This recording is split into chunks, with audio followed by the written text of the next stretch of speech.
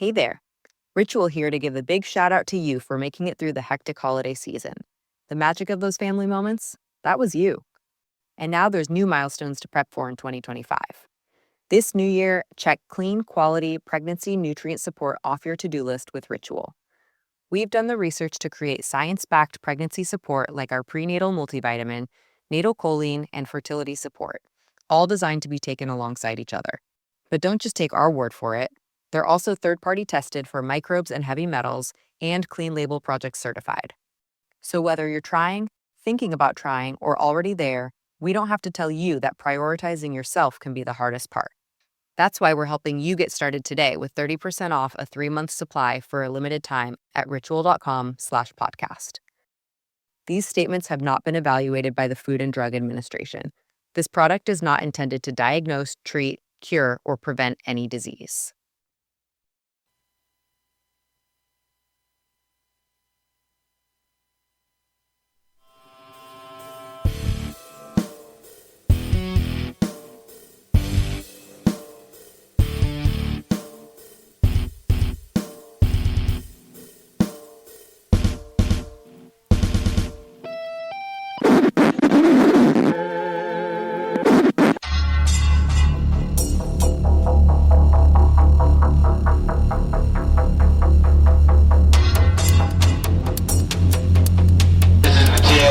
Unknown submarine contact in the vital area. Away the Nixie team away.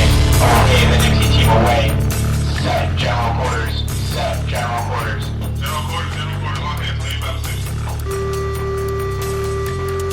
General quarters, long hands, leave out station.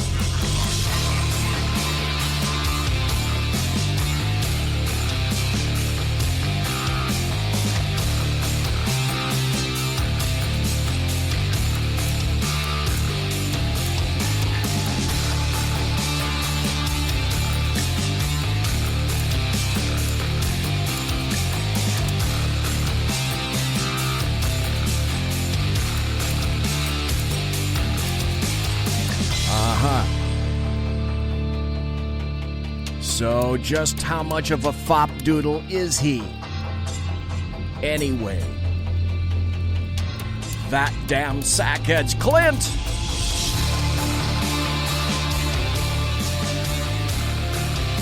Okay, well, I have a new intro, and I'm going to go to the intro tonight. I'm going to try it out on you for the first time ever. I wrote this. Or sackhead's Clint. He's going to miss out.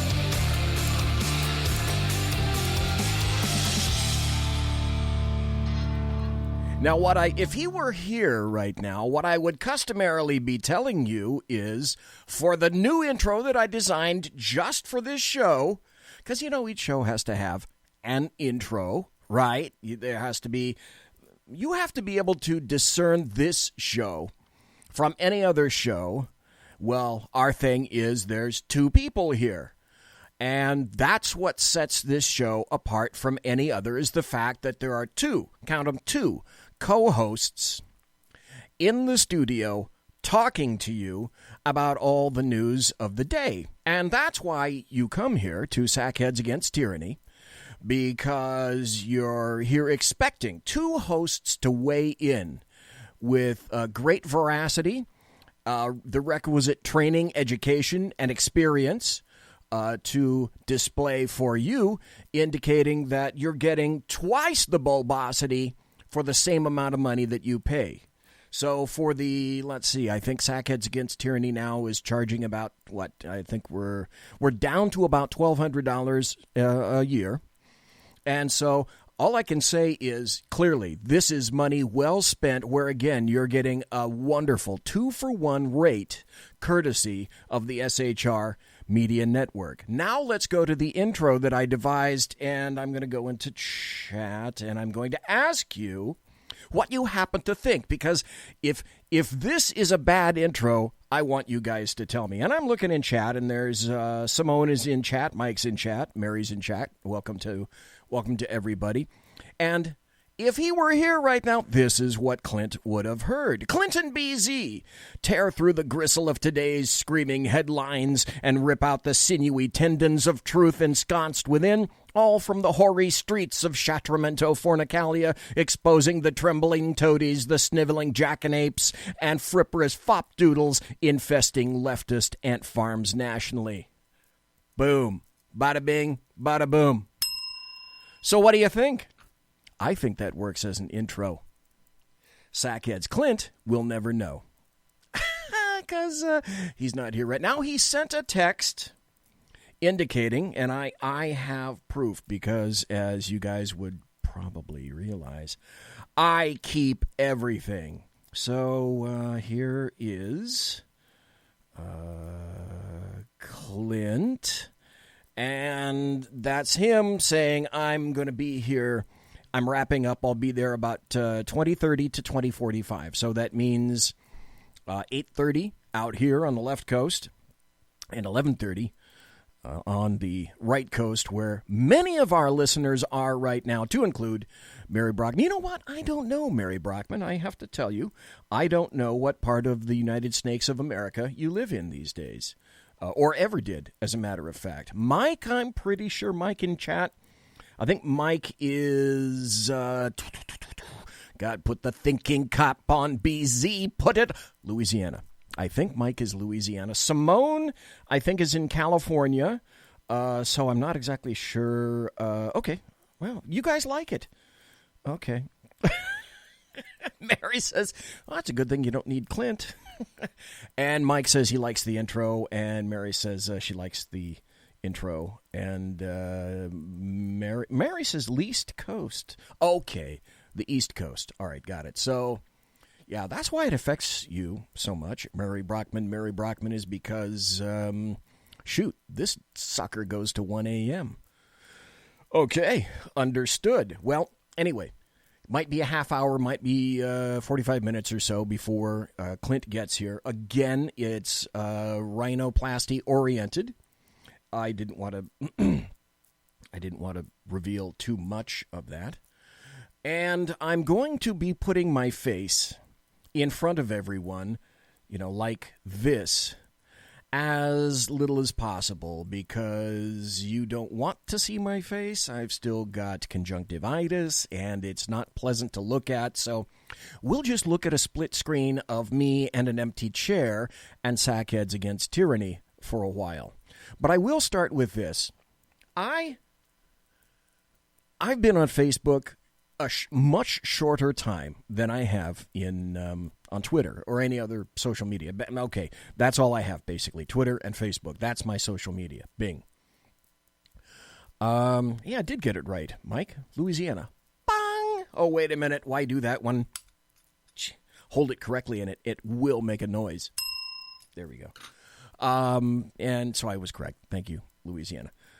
But having just two pieces of social media that I'm on, and by the way, just to let you know, as if you didn't guess, does anyone think that I'm going to give Facebook my real name, knowing all that I know about Facebook?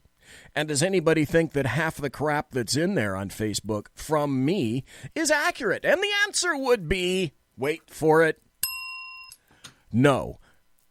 That's not my real name, but that's how you get the initials. So I had to come up with something. BZ, Bloviating Zeppelin, BZ. What am I going to be? Oh, I could be Biff Zeppa.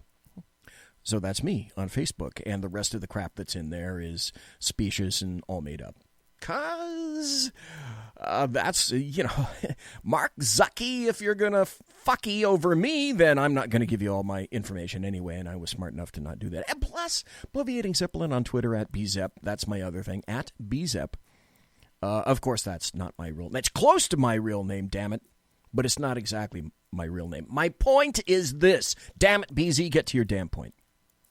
While cruising around Facebook, and somebody sent me air quotes, somebody sent me an article over Facebook, so I've connected. I've got maybe, 5 friends.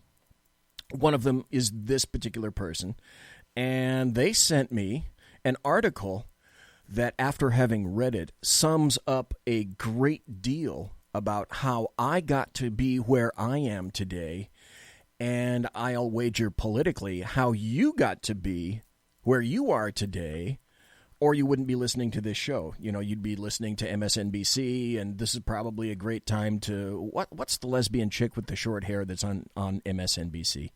I never watch MSNBC, so anyway, most people, leftists, are going to be watching her right now instead of taking time and watching this show and or listening. And, of course, I got sent this... And I thought it was a damn good article. The mayor of Livermore, California, explains Trump's popularity and success. This is perhaps the best explanation for Trump's popularity. This person happens to write it pretty well. This really isn't much of anything that I haven't said before, but ensconced within this one article, they do a really interesting and good job of summing up why people went for Trump, why people are still with Trump, and almost no matter what, they're going to be with Trump until he either fades away or he decides he's not going to run in 2020, etc. This is by a guy named Marshall Kamina.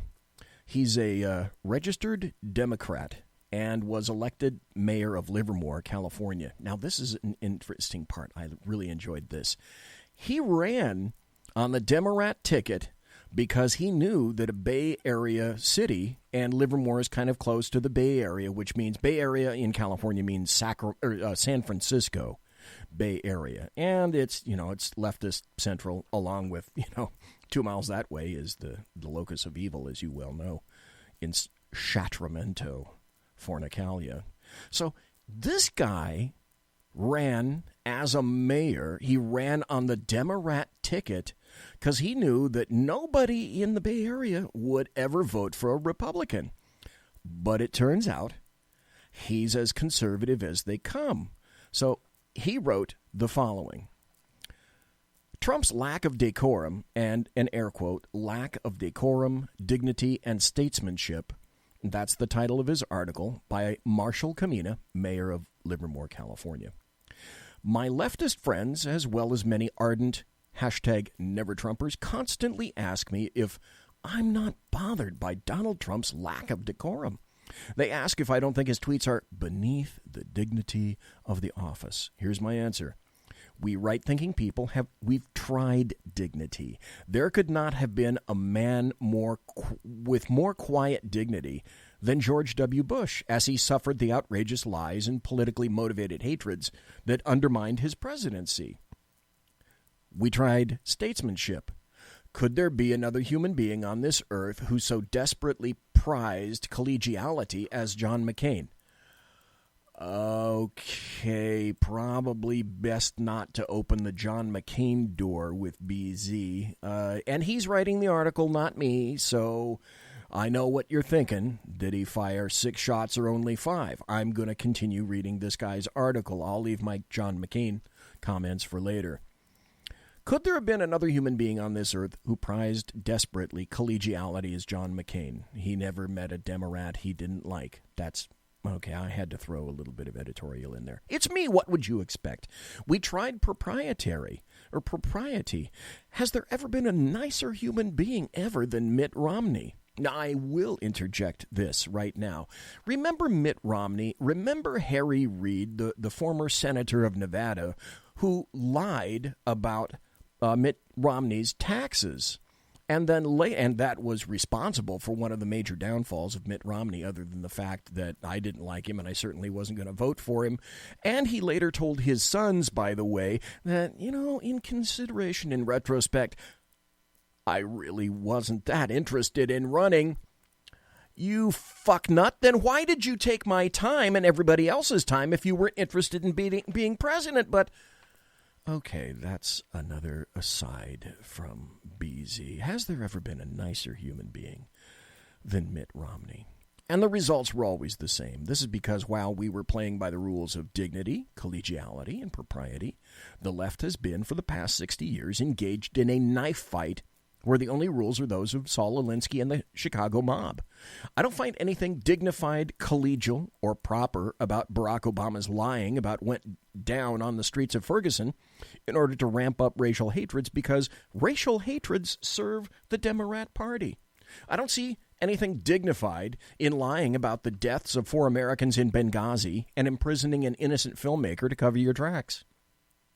I don't see anything statesmanlike in weaponizing the IRS under Lois Lerner to be used to destroy your political opponents and any dissent. Yes, Obama was articulate and polished, but in no way was he the least bit dignified, collegial, or proper. The left has been engaged in a war against America since the rise of the children of the 60s. To them, it's been an all-out war where nothing is held sacred and nothing is seen as beyond the pale. It's been a war they've fought with violence, the threat of violence, demagoguery, and lies from day one. The violent takeover of the universities until today. Stop. I found this today, and when Clint gets here, if he takes a little bit longer than I suspect, screw it. I'm just going to play it for you. There's a commentator on Fox. She used to be on the OAN, One American News Network, I believe, named Tommy Lauren. And in public, she was treated to an absolute rounding excoriation and a glass of water in the face just because of her political views. She can't now appear in public, apparently, without some leftist assaulting her. That's the current style of leftists in America. So this author, Mayor Kamina, he's on the right track. He's saying and writing the exact same thing, the truth. The problem is that through these years, the left has been the only side fighting this war. While the left has been taking a knife to anybody who stands in their way, the right has continued to act with dignity, collegiality, and propriety. With Donald Trump, this has all come to an end. Donald Trump is America's first wartime president in the culture war. I kind of like that. Wartime president. During wartime, things like dignity and collegiality simply aren't the most essential qualities one looks for in their warriors. Ulysses S. Grant was a drunk whose behavior in peacetime might well have seen him drummed out of the Army for conduct unbecoming. Had Abraham Lincoln applied the peacetime rules of propriety and booted Grant, the Democrats might well still be holding their slaves today. Lincoln rightly recognized that I cannot spare this man. He fights. And that's a quote. General George Patton. I love me some George Smith Patton. General George Patton was a vulgar-talking son of a bitch. In peacetime, this might have seen him stripped of rank, but had Franklin Roosevelt applied the normal rules of decorum, then Hitler and the socialists would barely be 5 decades into their 1,000-year Reich. This is, again, a BZ aside. Isn't it odd when generals say things that really should be heeded and are discarded, and it causes this nation incredible amounts of heartache and, quite frankly, death? If you remember, historically speaking, at the conclusion of the war, General Patton said, "We ought not to stop here. We should march and drive the treads of our tanks right into Russia and conquer that nation while we have everything that we need right here in Germany." And he was correct. Look at what Russia has turned out to be under communist Russia. Look what it is today. I submit, however, today that Russia is not, in fact, the number one enemy of the United States. The real enemy of the United States is China. China is an economic powerhouse much more so than Russia. Russia is like kitty litter as far as China is concerned. They do damage and they rattle sabers, etc. China is the thing that we need to be aware of, despite what the leftists, Democrats, and American media maggots are saying. And then do you remember there was another general, now I can't think of his name. He was in the first Iraq War, Schwarzkopf, who said, by the way, we ought to just continue marching. Why stop here? And it turns out that he was right, because we had all the elements, all the vehicles, all the equipment, all the backing present and accounted for. Let's get back to the article. Okay, Trump is fighting. And what's particularly delicious is that, like Patton standing over the battlefield as his tanks obliterated Rommel's, he's shouting, and this was a wonderful scene from the movie Patton, Rommel, you magnificent bastard, I read your book. That's just the icing on the cake. But it's wonderful to see that not only is Trump fighting, he's defeating the left using their own tactics. That book is Saul Alinsky's Rule for Radicals. By the way, if you haven't read Rules for Radicals, I don't know if it's on the internet, but it's worth a purchase, if for no other reason than all of the things. I had an Alinskyite on 2 years ago on this show when we were at Freedom Fest, and he was one of the main administrators in the Alinsky Foundation, the Saul Alinsky Foundation. And I had him on my show at Freedom Fest because I wanted to hear what he had to say with regard to Saul Alinsky. What's it going to kill me? What's it going to hurt me to listen to what a guy on the left is going to say? And here's what a guy on the left said. What this author, Mayor Kamina, is also referring to. He said, it's a book. It can be read and absorbed by anybody. And its precepts can be used by anybody. They don't have to be claimed by the left. They can be used by anybody. That's what this author is saying right now. The book is Saul Alinsky's Rules on Radicals, a book so essential to the liberals' war against America that it is and was the playbook for the entire Obama administration and the subject of Hillary Clinton's senior thesis. That is true. It's a book of such pure evil that just as the rest of us would dedicate our book to those we most love or those to whom we are most indebted, and this is true, too, because I have a copy. Alinsky dedicated his book, Rules for Radicals, to Lucifer. Trump's tweets may seem rash and unconsidered, but in reality, he's doing exactly what Alinsky suggested his followers do. First, instead of going after the fake media, and they are so fake that they have literally gotten every single significant story of the past 60 years, not just wrong, but diametrically opposed to the truth, from the Tet offensive to Benghazi to what really happened on the streets of Ferguson, Missouri, Trump isolated CNN. He made it personal. Then, just as Alinsky suggests, he employs ridicule, which Alinsky described as the most powerful weapon of all. Most importantly, Trump's tweets have put CNN in an untenable and unwinnable position. They need to respond. Stop.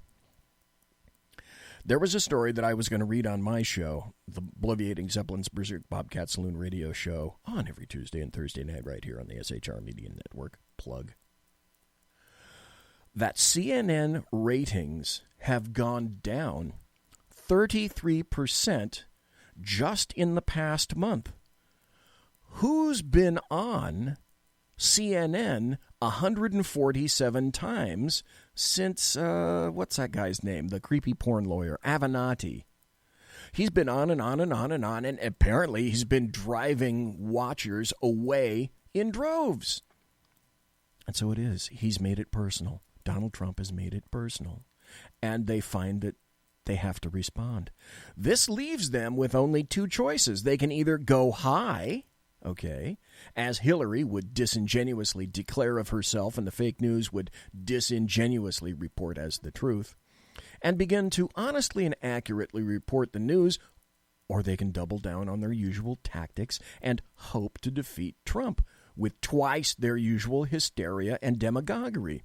The problem for CNN, et al., and with the former, is that if they were to start honestly reporting the news, that'd be the end of the Democrat Party they serve. It's nothing but the incessant use of fake news, read propaganda, that keeps the left alive. Imagine, for example, if CNN had honestly and accurately reported that then-candidate Barack Obama's close ties to foreign terrorists, Rashid Khalidi, domestic terrorists William Ayers and Bernardine Dorn, he sat in their living room and absorbed information from them because they both come from the same bent, leftists. The mafia, Barack Obama was associated with the mafia, Tony Rezko, or the true evils of his spiritual mentor, the pastor Jeremiah right. He of goddamn America. And that was his quote. Imagine if they had honestly and accurately conveyed the evils of the Obama administration's weaponizing of the IRS to be used against their political opponents, or of his running of guns to the Mexican cartels.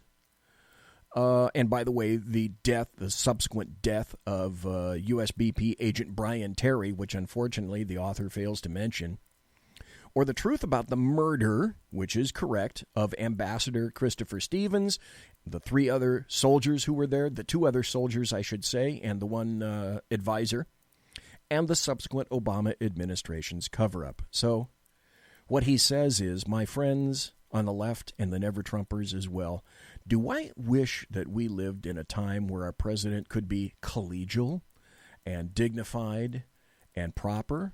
Of course I do. These aren't those times. This is a war, and it's a war the left has been fighting without opposition for the past 50 years. So say anything you want about this president. I get it. He can be vulgar. He can be crude. He can be undignified at times. I don't care. I can't spare this man. He fights for America. And oddly enough, this came out at a time when I was writing a blog post, which will be coming out either later this week or perhaps this weekend, essentially summing up why it is that on my blog at the top it says, I am pushback. And I got to thinking about that. I am pushback. Why am I pushback? I'm pushback because I'm done with leftists. I don't have that much life left in me here. I could come smack dab face to face with my factory issued heart attack when I go home tonight. So I'm not giving up. If anybody thinks I'm surrendering any of the bills under any of the amendments under the Bill of Rights, you'd be absolutely wrong. If anybody thinks I'm going to be surrendering any of my weapons or ammunition under the Second Amendment, they would be wrong. If anybody thinks that I'm going to surrender my ability to sit here in front of you tonight, or those who may be listening in podcast, and give up my freedom of speech, my First Amendment rights, no, that's not going to occur. And if that means that bad things happen as a result of my deciding that I'm going to take a stand and defend myself, if necessary, to uphold my Bill of Rights under my U.S. Constitution, old age and treachery. Just remember that particular phrase, old age and treachery.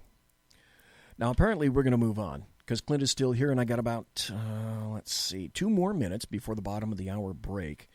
And I think I have enough time to play this. This is from CBS, Minnesota. And the title of the headline, and it comes with an audio cut. The title of the headline is Water Profanities Thrown at Fox News Contributor Tomi Lahren in Minneapolis. And let's see if this cut will play. Of course it won't, because you have to turn on the audio on that video. Details. Okay, let's go back and see if I can get it to play now. Minneapolis bar. Even President Donald Trump weighed in. As Kate Radich shows us, it is a story going viral on Facebook and Twitter. Videos taken by brunch goers at a Minneapolis restaurant shows Fox News contributor Tomi Lahren having a glass of water thrown at her. Tomi then confronts the woman while others at the restaurant yell profanities at her. You don't have to like me, you don't have to agree with my political opinions, but you don't have the right to throw things at me. Lahren addressed the incident on Fox and Friends Wednesday. She had been in Minneapolis for a show at the Pantages Theater a day earlier. The 25-year-old is known for conservative and often controversial opinions, once calling Black Lives Matter the new KKK. That's funny. Black Lives Matter is, in fact, the new KKK. Every individual, you can play this against me from now till time immemorial. Every individual in Black Lives Matter, no matter what color you are, you're a racist. Period. End of statement. Let's continue. It's really disheartening, but again, I'm tough, I can handle it. When she walked out and after the drink was thrown, everybody started screaming. Devin Madison was sitting at the table next to the woman who threw the drink at Laren. He says it happened during brunch at Union Restaurant. If you say these type of things, not even just about blacks in general, I mean, this is about gays, lesbians, it can go all across the board here. What do you expect? The incident even caught the attention of President Donald Trump. So as far as he's concerned, did you hear what he said? If philosophically he or anyone else like him, meaning leftists, if they disagree with you philosophically, the gloves are fucking off, and you deserve everything you get if you are not in lockstep with their groupthink. So that's the way that goes. Okay, enough of that. We're going to come back. And Sackhead's Clint may or may not be here, but that's okay because I have more things coming up. I found an incredible article by an Emmy-winning journalist, an actual journalist. There are a few left, not many, by the name of Cheryl Atkinson, and she wrote a story called 8 Signs Pointing to a Counterintelligence Operation Deployed Against Trump's Campaign. And I'm sure if you've been listening to the news recently, you know exactly what that happens to be. Let's take a break. We're going to be right back. Cross your fingers for Sackhead's Clint. Cross your eyes. I'm not going to cross my eyes. They may not come back ever. Conservative media done right. You're listening to the SHR Media Network. Hey, it's Sean from the Sackheads Radio Show. Also one of the owners here at the SHR Media Network. Are you opinionated? Have you ever wanted to do your own show? Have you ever heard somebody like the Sackheads and go, yeah, I could probably do that better? Well, now's your chance. Send me a 5-minute clip at sackheadsradio@gmail.com, and maybe you can be part of the SHR broadcasting team. sackheadsradio@gmail.com.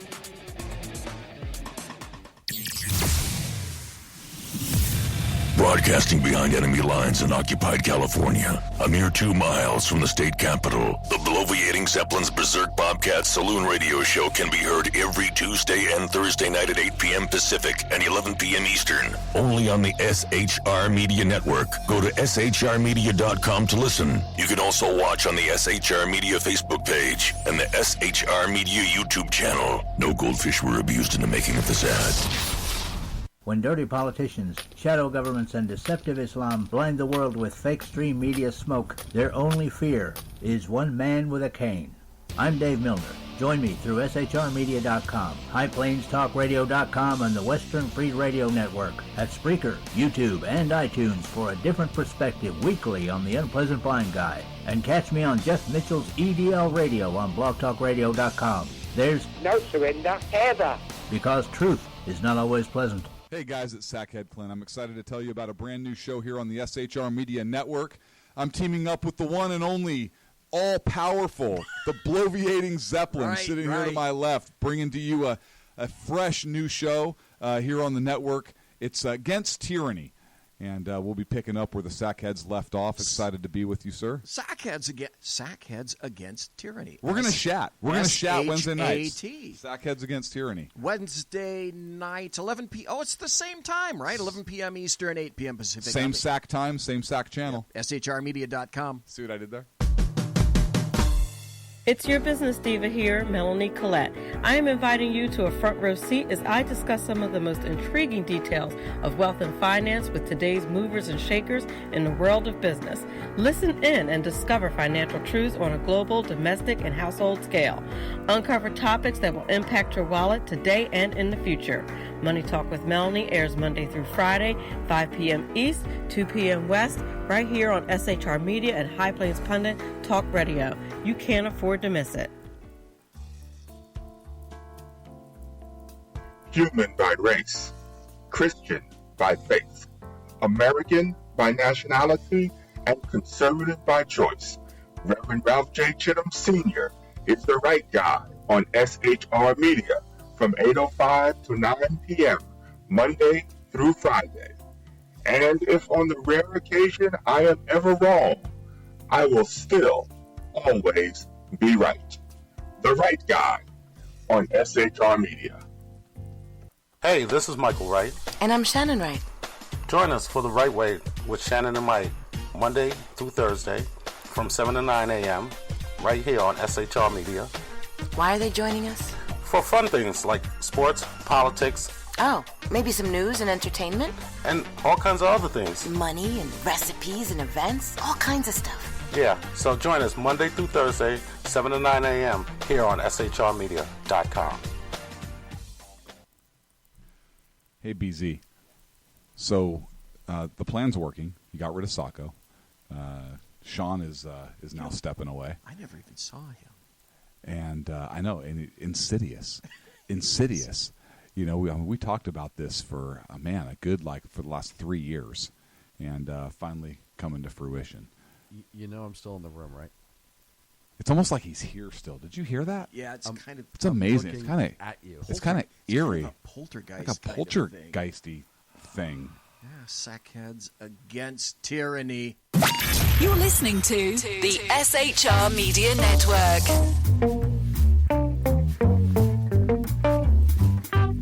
And we're back. Wait a minute. We're not anywhere. We're not back. I'm back. And you are listening to the Sackheads Against Tyranny. I'm going to amend the show for tonight. It's the Sackhead Against Tyranny. Myself, the Bloviating Zeppelin, and on to my, let's see, my left, your right, is nobody, an empty chair. This just came through, and there's an audio cut to this. I was looking around, and I look at the news all the time, and I get updates on the Mark 1 Model 1 smartphone here. And an update just came through from the Drudge Report, and I haven't perused it, but I found the headline very interesting. Now, there's an audio cut that comes with this. Here's the headline that got me interested. Voter to Pelosi, isn't it time for most of these politicians to return to the private sector? And I thought, oh, that's a delicious, really enticing headline. Let's see what's becoming of it. Well, apparently there's an audio cut that I have not played yet. I usually try to play all of my audio cuts before. And let's see where this is going, because I'm noting that this apparently is a CNN audio cut. There's a Maryland resident who's named Mary Ann Lennon, and she is speaking at a Nancy Pelosi town hall. So now that you know all the facts, the same ones that I do, let's see what becomes of Maryland's Pat Lennon and Nancy Pelosi. I sense a tete-a-tete coming. Let's see. So that people feel that they're there. I have something for you along these lines. You gave us a good segue there, Madam Leader. I want to bring in Okay, this is Jake Tapper, by the way. Mary Pat Lennon.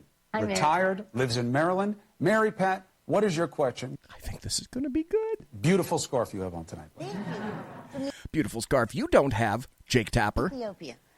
Leader Pelosi, quorum.us tells us that more than half of the senators running for re-election this year are over 65 years old. If they win their term of service... I wish I could play the video. I haven't seen this, but I'm watching this. Mary Lennon is on the left. Nancy Pelosi is on the right. It's a split screen. And once she mentions age, Nancy Pelosi, of course, her skin has been recently rejuvenated. But you can see that once age is mentioned, that grin sort of plastically placed on her face, that grin. Oh my gosh, it seems to be disappearing. 6 years. Their constituents are about 20 years younger. Okay, this is great. Have you ever seen the Nancy Pelosi? This is a visual, and this is, okay, I'm just for this once, I'm going to put the camera on me because it's a visual if you happen to be watching on YouTube or on the SHR Facebook page. Have you ever seen Nancy Pelosi do the Nancy Pelosi, the lip pursing thing? She just did it, and she does that when she's fucking pissed. And she just did it with this chick, and she's continuing to do it, and it looks like this. It's maybe if I didn't have my beard, you'd be able to see it a lot easier, but It's the lip pursing. And this is grand. Oh, God, I wish you could see this. Isn't it time for some members to return to private service and to encourage younger folks to run for office? That smile is so fake. It's like an eastern diamondback rattlesnake looking at you with its viperous eyes. So they have and she gets applause. Mary gets applause from the audience on CNN at a Nancy Pelosi town hall. I love this. Nancy Pelosi's not having any of that. The smile is fading still. Should I take that personally? You're not in the Senate, so you're good. Let me say this. Two things. First of all, blow me, Mary. Said earlier about money in politics. If you reduce the role of money in politics and increase the level of civility in politics, you will elect more women, more young people, more people of color. Isn't it funny how she can take a very simple question and immediately turn it, as all Democrats do, on its head 180 so that it's all about identity politics, because that's all they damn fucking well have. To elective office. But she's been doing this so long, she can do this in her sleep. Thank God she needs to, because she's still not very good at speaking, because I'm sure she's on early onset Alzheimer's. Thing is more wholesome than that. The fact is that Congress has a seniority system, so people in different regions want to make sure that the people who represent them are in a senior position to help express their views. Justifying her being where she is, because it's our age and in our experience. That's what you want. These young people can go to hell. The concerns of their region. But I'll take it personally and say that as a woman who came to Congress later because I... See again how she makes it into identity politics. It's not about you as a politician, because this lady, Mary, you can see that she's at least in her 70s, minimum, I would guess. She didn't aim that question at her because of a woman. She aimed it at the people in those age ranges that are in the system. I raised my 5 children before I decided that to accept the opportunity to run for Congress. So lots of times women are a bit older because they have been raising their children. Now I'm happy because now we have the convenient excuse of I had to raise my children, so that's naturally why I'm going to be a little bit older. That's funny. We just had a congresswoman who recently gave birth. Are you saying you can do both things at the same time that Nancy Pelosi is saying as a woman you can't? Of young people, young women are running with young children, and we're trying to make it as family-friendly as possible. But I don't... That doesn't have anything to do with her question, Nancy. For me, I don't think age has that much to do with it. Of course you wouldn't. You couldn't string a cogent sentence together for 5 minutes or so. I've got the audio cuts to prove it. I think it's about, and especially as a woman... Especially as a woman. I want women to know that whether they're going from college to Congress, well, they can't really do that, but... That wasn't Mary's question, Nancy. That wasn't Mary's question. And you've done a splendid job of being a politician, but that's still not answering Mary's question. 25 years old to Congress, or in my case, from the kitchen to Congress after my kids were grown, that whatever you're bringing, it's new and fresh and different because you're a woman. And that is... Because you're a woman. Other politicians are, as far as she's concerned, Mary didn't ask about all the other politicians. Mary only asked about women. With all the respect in the world for our male colleagues, but the important thing is to have the mix at the table. At the table. So I... At the table.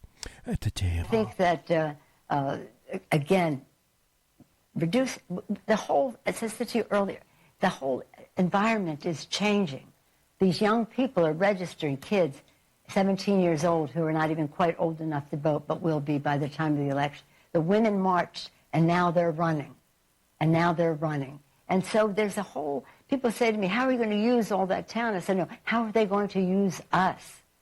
How... Now, customarily, in maybe another radio show would have stopped that because she's continuing to blather. But I want you specifically to hear how Nancy Pelosi herself responds to this, how she makes it and continues to make it all about identity politics and mixes in all the usual Democrat rhetoric and to continue to just blather. Are we going to incorporate their fresh enthusiasm? I've never seen mobilization like it. And everybody has... Even Jake Tapper is starting to cry. He's looking at his watch thinking, Jesus, do I have to clean the fucking parakeet cage tonight? ...to justify their existence to their constituents, and that's the democratic way.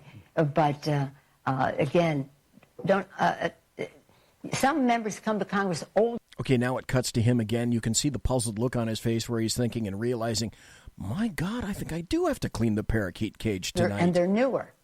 Some people have been there 20 years, and they're younger, but they just got a younger start. So anyway, What? What are you saying? Anyway, that is all to say we want to take the talent, the experience, the values where they are, and we want to have the mix in all of it. But if you have a problem with somebody who's older, run for office. Run for office. I say that again.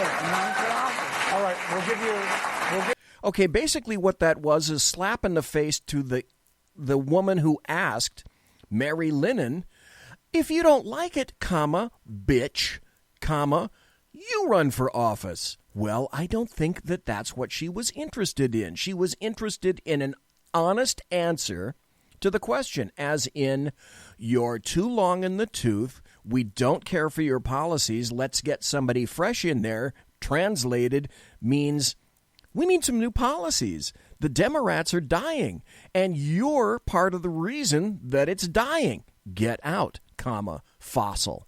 That's how I translated that. Give you time to... And so much for that. In any event, okay, let's go to the article by Cheryl Atkinson. She's been spied upon herself, as a matter of fact, if you remember about Cheryl Atkinson. Let me go up here. And, Mike's back in chat. Good to see you back again. The article is entitled 8 Signs Pointing to a Counterintelligence Operation Deployed Against Trump's Campaign.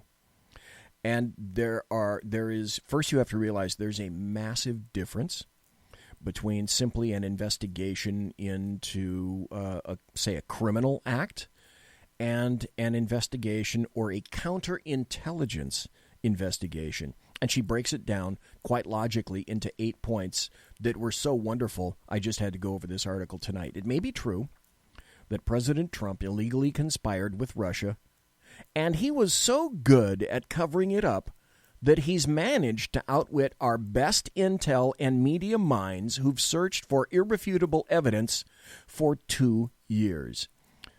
That first paragraph grabbed me right there. We still await Special Counsel Robert Mueller's findings. Mueller? But there's a growing appearance of alleged wrongdoing equally as insidious, if not more so, because it implies widespread misuse of America's intelligence and law enforcement apparatus. Here are 8 signs pointing to a counterintelligence operation deployed against Trump for political reasons. And that's the crux of the biscuit of this whole thing. The forces arrayed against Donald John Trump, the guy with the dead orange cat on his head, are absolutely unprecedented. Said it for a long time, will continue to say it, and Cheryl Atkinson's article right here lays out an excellent foundation for just that. The first one is code name. The operation reportedly had at least one code name that was leaked to the New York Times, Crossfire Hurricane. By the way, that's from a Rolling Stones song. I was born in a crossfire hurricane. And it's from, let's see, that would be Jumpin' Jack Flash. Ooh, BZ still has it. The second point, wiretap fever. Secret surveillance was conducted on no fewer than 7 Trump associates. Chief strategist Stephen Bannon, lawyer Michael Cohen, National Security Advisor Lieutenant General Michael Flynn, advisor and son-in-law Jared Kushner, campaign chairman Paul Manafort, and campaign foreign policy advisors Carter Page and George Papadopoulos. The FBI reportedly applied for a secret warrant in June 2016 to monitor Manafort, Page, Papadopoulos, and Flynn. That's the FISA warrant. That's the dossier warrant. That's what they took to a FISA court. By the way, as I should care to point out numerous times, the FBI took their first iteration of that warrant to the FISA court, and they were denied, which is almost heretical. Almost heretical. You know, ham sandwich and grand jury as far as the FISA court is concerned. The FBI came back a second time using the dossier to buttress their first attempt, and they were granted a FISA warrant. That was their ham sandwich. Cheryl Atkinson continues, if true, it means the FBI targeted Flynn 6 months before his much-debated conversation with Russia's ambassador Sergei Kislyak. Stop. Timing is everything. She writes, if true, it means the FBI targeted Flynn 6 months before his much-debated conversation with Russia's ambassador, Sergei Kislyak. That was the thing that, according to leftists, Democrats, and the American media maggots, that kicked off the investigation because of the collusion effect between Kislyak and Flynn. The FBI applied 4 times to wiretap Page after he became a Trump campaign advisor starting in July 2016. Page's office is connected to Trump Tower, and he reports having spent many hours in Trump Tower. CNN reported that Manafort was wiretapped before and after the election, including during a period when Manafort was known to talk to President Trump. Manafort reportedly has a residence in Trump Tower. Electronic surveillance was used to listen in on 3 Trump transition officials in Trump Tower. Remember Trump back in late 2016, early 2017, I think it was early 2016, when he said, I've been wiretapped in Trump Tower. And everybody said, oh, bullshit. Yes, shit. He was wiretapped, and he was surveilled in Trump Tower. It turns out the more he says things, the more it turns out he's correct. CNN reported that Manafort was wiretapped before and after the election, including a period of time when Manafort was known to talk to President Trump. Manafort reportedly has a residence in Trump Tower. Electronic surveillance was used to listen in on 3 Trump transition officials in Trump Tower: Flynn, Bannon, and Kushner, Steve Bannon. And they, as they met in an official capacity with the United Arab Emirates, the UAE Crown Prince. The FBI also reportedly wiretapped Flynn's phone conversations with Kislyak on December 31st, 2016, as part of routine surveillance of Kislyak. Hold that thought. NBC recently reported that Michael Cohen, Trump's personal attorney, was wiretapped. NBC later corrected the story, saying Cohen was the subject of a pen register used to monitor phone numbers and possibly internet communications. The third point, national security letters.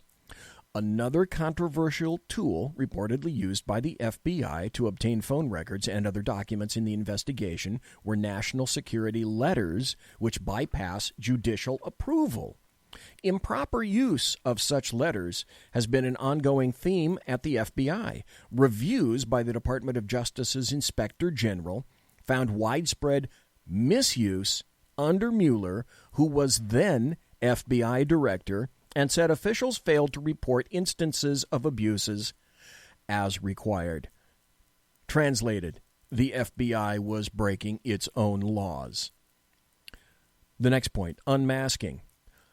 This is what I was leading to. Unmasking. Identifying protected names of Americans captured by government surveillance was frequently deployed by at least 4 top Obama officials who have subsequently spoken out against President Trump. James Clapper, former DNI or Director of National Intelligence. Samantha Power, former U.S. Ambassador to the United Nations. Susan Rice, former National Security Advisor. Sally Yates, former Deputy Attorney General. Names of Americans caught communicating with monitored foreign targets must be masked or hidden within government agencies so the names cannot be misused or shared, which meant that, of course, they were misused and shared. However, it's been revealed that Power made near daily unmasking requests in 2016. I have to ask, of course, why? What's the point? Why?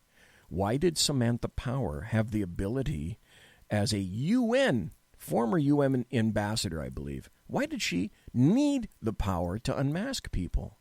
What was the purpose of that? I can only think of one: to help destroy Donald Trump. Prior to that revelation, Clapper claimed ignorance when asked if he knew of unmasking requests by any ambassador, including Power. He testified, "I don't know. Maybe it's ringing a vague bell, but I could not answer with any confidence."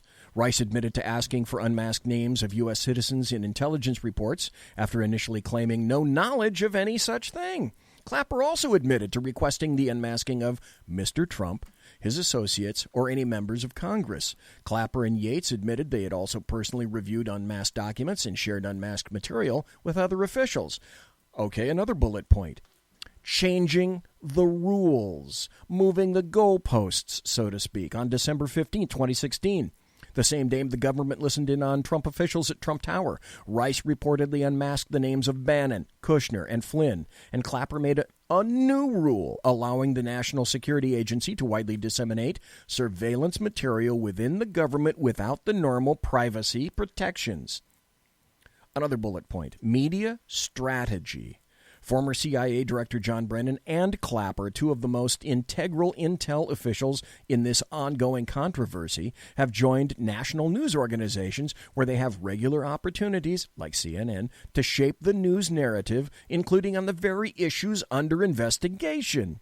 Clapper reportedly secretly leaked salacious political opposition research against Trump to CNN in fall 2017 and later was hired as a CNN political analyst in February. Brennan was hired as a paid analyst for MSNBC.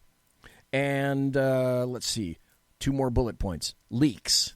There's been a steady and apparently orchestrated campaign of leaks, some true, some false, but nearly all of them damaging to President Trump's interests. A few of the notable leaks include word that Flynn was wiretapped, the anti-Trump Steele dossier of political opposition research, then FBI Director James Comey briefing Trump on it, private Comey conversations with Trump, Comey's memos recording those conversations and criticizing Trump, and subpoena of Trump's personal bank records, which proved false, and Flynn planning to testify against Trump, which also proved to be false. And the final bullet point: friends, informants, and snoops. We got about 2 more minutes to go, I believe, till the top of the hour break. Friends, informants, and snoops. The FBI reportedly used one-time CIA operative Stefan Halper in 2016 as an informant to spy on Trump officials. Another player is Comey friend Daniel Richmond, a Columbia University law professor, who leaked Comey's memos against Trump to the New York Times after Comey was fired. We later learned that Richmond actually worked for the FBI under a status called Special Government Employee. The FBI used former reporter Glenn Simpson, his political opposition research firm Fusion GPS, and ex-British spy Christopher Steele to compile allegations against Trump, largely from Russian sources, which were distributed to the press and used as part of a wiretap application. And so Cheryl Atkinson sums up, and rightly so. These 8 features of a counterintelligence operation are only the pieces we know. It can be assumed there's much we don't yet know. And it may help explain why there's so much material that the Department of Justice hasn't easily handed over to congressional investigators. Bada bing, bada boom.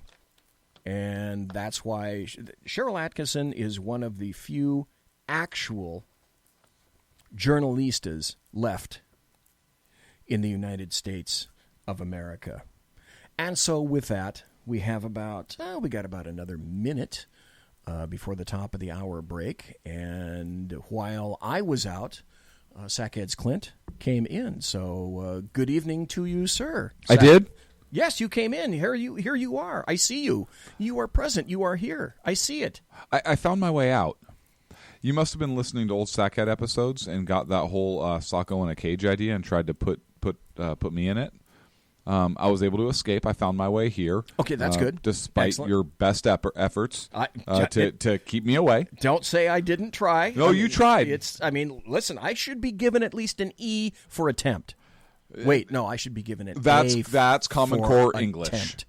That's Common Core English. Right. Okay. I think I've got it down now. So good evening, sir. Well, good evening to you. You're here just in time for the break. So without further ado, folks, we are going to take a break.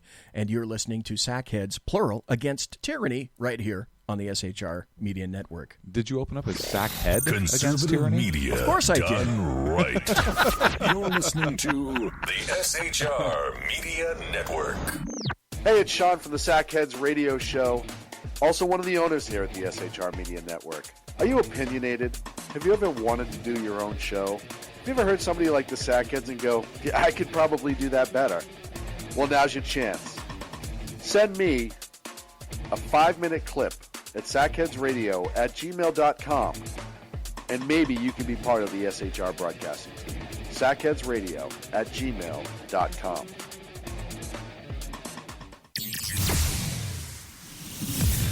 Broadcasting behind enemy lines in occupied California, a mere 2 miles from the state capitol, the bloviating Zeppelin's Berserk Bobcat Saloon radio show can be heard every Tuesday and Thursday night at 8 p.m. Pacific and 11 p.m. Eastern, only on the SHR Media Network. Go to shrmedia.com to listen. You can also watch on the SHR Media Facebook page and the SHR Media YouTube channel. No goldfish were abused in the making of this ad. When dirty politicians, shadow governments, and deceptive Islam blind the world with fake stream media smoke, their only fear is one man with a cane. I'm Dave Milner.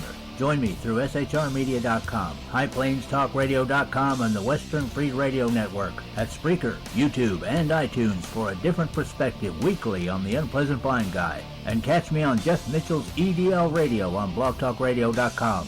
There's no surrender ever.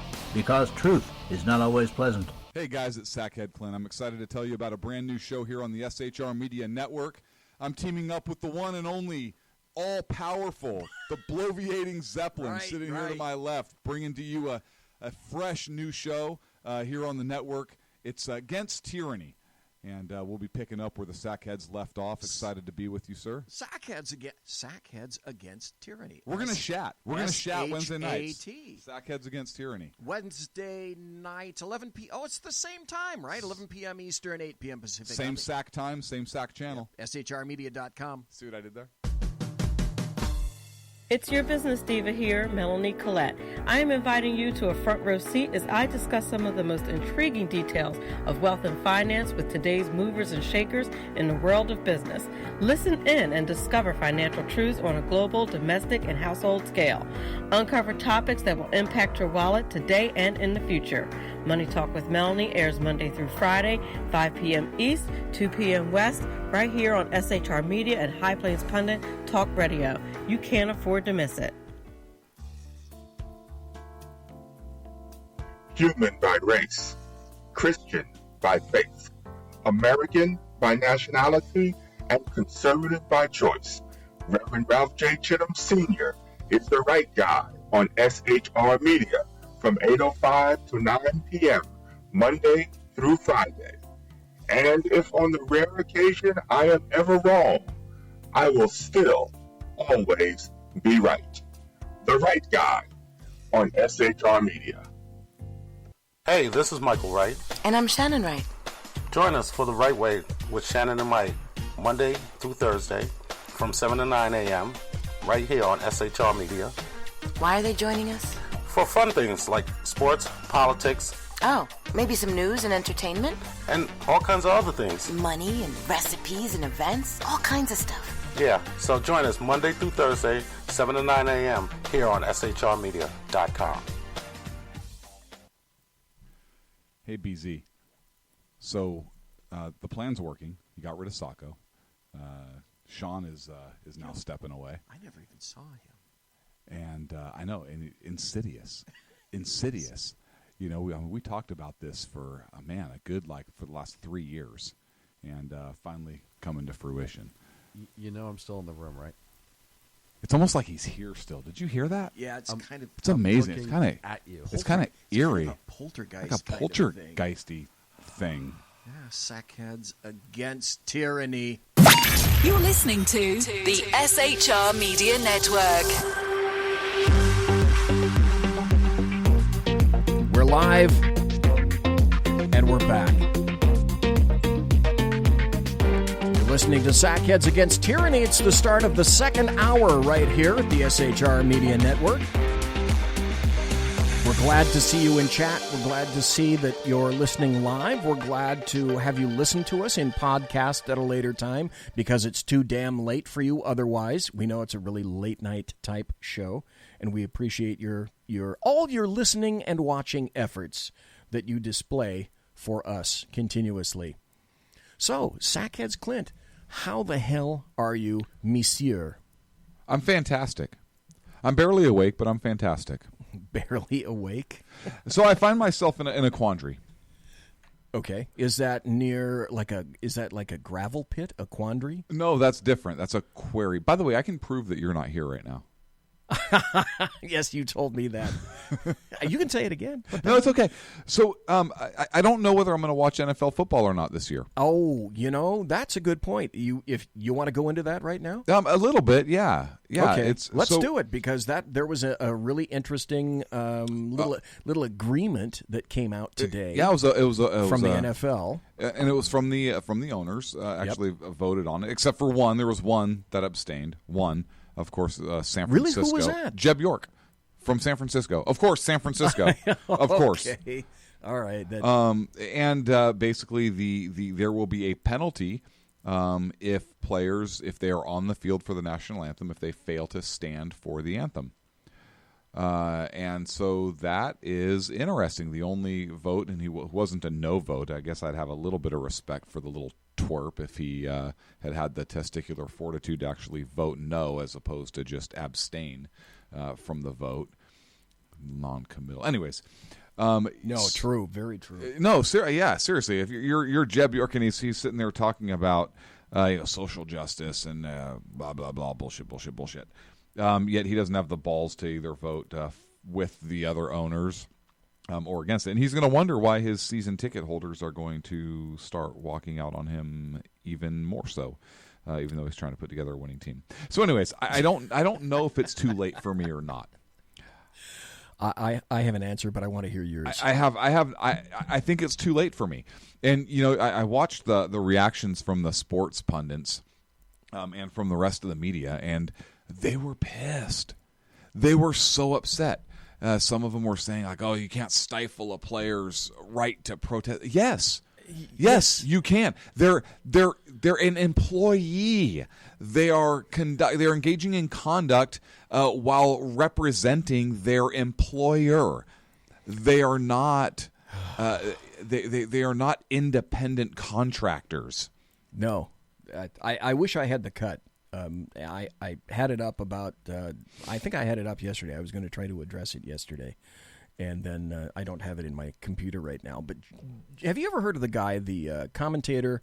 I don't know who he works for. Maybe it's Sports Illustrated. I'm not sure. But he's fairly famous, and as far as I'm concerned, really credible. Have you ever heard of a guy named Jason Whitlock?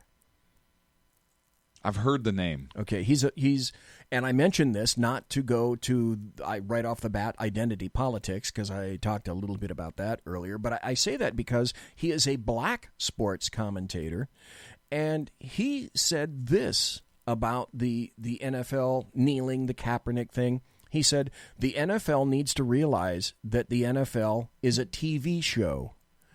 First and foremost, it's a TV show, and these people are employees. They're paid to do what they're paid to do. So he used the example of a nighttime talk show host who decided that instead of being a nighttime talk show host, they wanted to do something about ice skating for the next few weeks or so. Mm-hmm. That's not what they're paid to do. He's paid to be a late-night talk show host, and the NFL players are paid to be on television. They are employees. They're paid to perform a function, and that's it. Mm-hmm. And if they don't like the job, they should go somewhere else and do something else. That was the most clear-sighted, the most clear and honest insight that I've heard recently on all of this NFL stuff. They're employees. Yes. They have a job. And moreover, it's a fucking TV show. That's all it is. It's modern day. It's a modern day arena, correct? It's a modern day coliseum. Gladiators come together. They battle for the entertainment of the fans. Yep. And they fucking go home. Yeah. That's it. And they I mean, there's no tigers, although that would make the game very interesting. Can you imagine? I would probably start watching again if they did that. But you're exactly right. That's exactly what they are. That's why I loved what he said. It was like just I hate to use this trite phrase. It was like a breath of fresh air to have someone weigh in with such an obvious and commonsensical expression. It's a TV show and they're employees. Mm-hmm. Okay.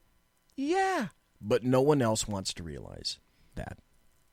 So I go back to your first question, and I said, I know what my answer is. What's yours? Are you going to go with the NFL this year? No, too little, too late. And especially since my team was the 49ers and New York abstained. So that is something that really torqued you. Absolutely. Absolutely. And the only reason that they voted to require their players to stand now is because I think they see the writing on the wall. I don't think people are paying attention to the draft like they have in previous years. I don't think people are paying attention to all the workouts like they have in previous years. I was just going to say, I couldn't tell you. Have the combines come and gone? Yeah, this is right. I honestly don't know, and I don't either. And that's something I would have been able to tell you. Yes, 2 years ago. And so I think they're seeing that, and they had an oh shit moment. And York knows if he voted no, that would have impacted him. So he tried to take the Weasley way out and abstain, not to piss his players off, but also not to piss his fans off, and not to get sued by Kaepernick, I guess. I don't know. But I think it's too little too late. The owners voted this for political reasons, which, I mean, I think they kind of had to do, so it speaks as to the power of the fans. Yeah. I hope the fans are not duped by this. This will be, I believe, this is going to be the make or break year for the NFL, and here's why. Essentially predicated upon the exact same thing that you said. Mm-hmm. I myself have gotten out of the habit of watching the NFL. Yes. On Sundays, I wasn't a huge football guy, but it was nice. I would come and jump into various games that I was interested in. Mm-hmm. I'm a Green Bay Packer fan, blah, blah, blah. So, okay, it was nice to know the football was there, and I'd watch some football games. These days, I've gotten completely out of the habit of doing that on Sunday. And instead, my wife and I go out and do something entirely different. And football really doesn't even factor in for me. So the reason that I say that this, I suggest, may be a make or break year for the NFL is how many other people like you and me have gotten out of the habit of watching the NFL?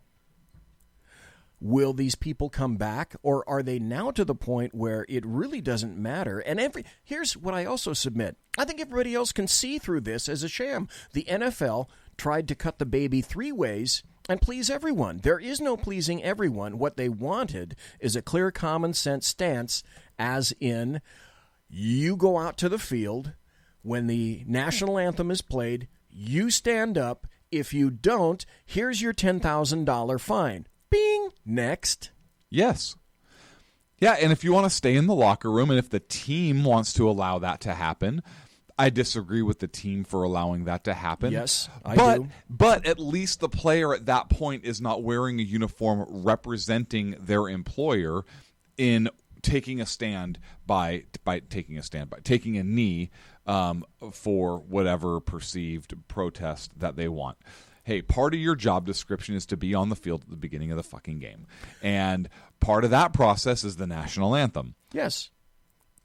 Here's another example. As an employee, I expect my organization shows respect for the flag and for the opportunities that it has given us. And you, as an employee, a representative of my organization, you will stand for the flag. Which also tells me, number one, obviously, yes, but also tells me that it brings into question all of the NFL's business practices because it's ignoring the fact that you, me, we are consumers. Yes. We are consumers of a product. We purchase NFL merchandise. We buy season tickets. We buy individual tickets. We go to NFL-associated events. We spend time. We drive to stadiums. We purchase things, food, drink, at all the stadiums in various cities and towns across the U.S. We say okay to the bond that gets the stadium built. All right, that's okay. We'll go along with a bond.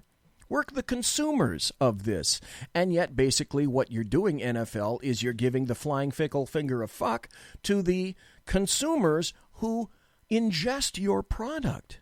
And you can't. That is not a winning business plan. That's not a sustainable business plan these days. That can't be. At the time when, particularly in these troubled, tumultuous days, people don't want politics. They want to escape from politics. These are tough times on people's souls. So why the hell would you want politics inserted into your escape?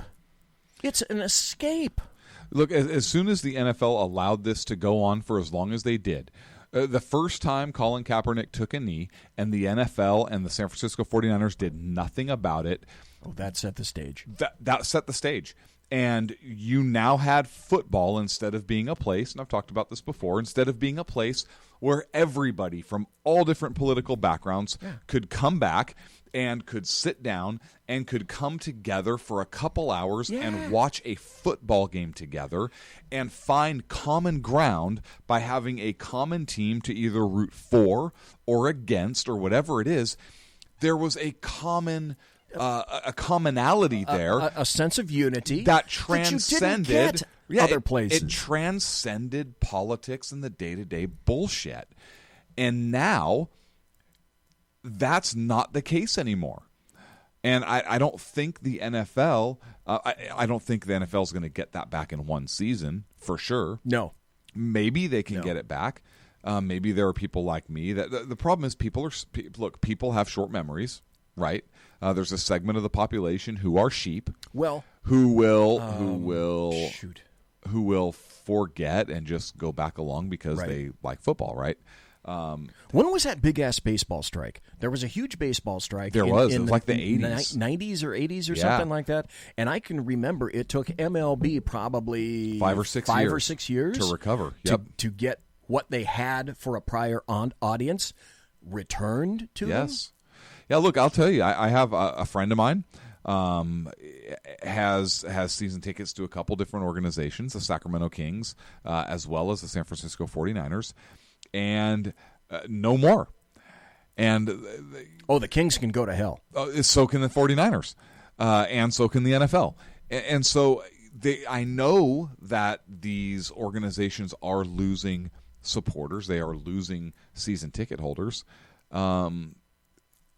I mean, it's going to be interesting to see how this turns out and how the NFL fares. I'm perfectly happy watching the Hawaii Warriors play football on Saturdays or listening to them on the channel via the internet that I can listen to the games. Hey, I might find I might go back. Those bowlers are incredible athletes, aren't they? Yes, phenomenal. You know what? NASCAR and hockey. Yeah, you know what? I used to be a big NASCAR fan, and then I moved over to F1 and for motorsports because F1 drivers are fucking driving gods. But yeah, NASCAR. Why not go back to NASCAR, who apparently manages to appreciate its fan base? Yes. Which is something the NFL at this point clearly does not. They were not willing to draw a line in the sand and say, you're an employee, we're the company, do what we say. I have been impressed. So let me ask you this, because obviously we've seen the politics in the MLB. In the NFL. We've seen the politics in the NBA.